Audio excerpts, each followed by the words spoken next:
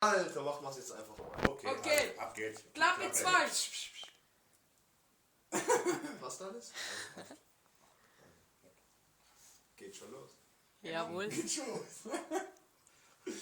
Hey, Ufuk, was geht? Ja, gut, Bruder, bei dir? Hey, wo warst du? Ein bisschen Solarium an der Camp. Hey, ich hab gehört, du warst voll der Schwimmer. Hey, nein, mein Bruder, ich war voll Delfin an der Camp.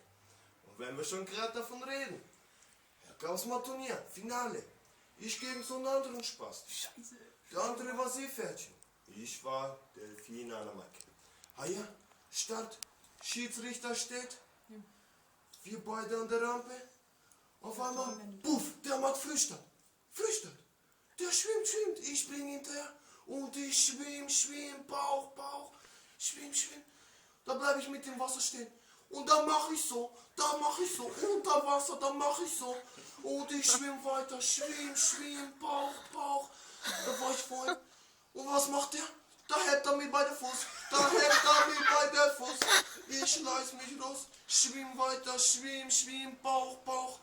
Halbe Strecke voraus. Und schwimm, Bauch. Was macht der? Der macht Abkürzung. Das geht doch nicht. Und ich schwimm weiter. Schwimm, Bauch. 110 km unter Wasser. Schwimm, Bauch, tauch. Und dann überhole ich ihn. 10 Meter vor Strecke. Ich schwimm, Bauch. Was mach ich? Heb ihn bei der Fuß. Dann 10 hinterher. Und schwimm weiter. Schwimm, Bauch. Der hält mich dann wieder bei der Fuß. Schwimm weiter. Und wer war erst? Ich.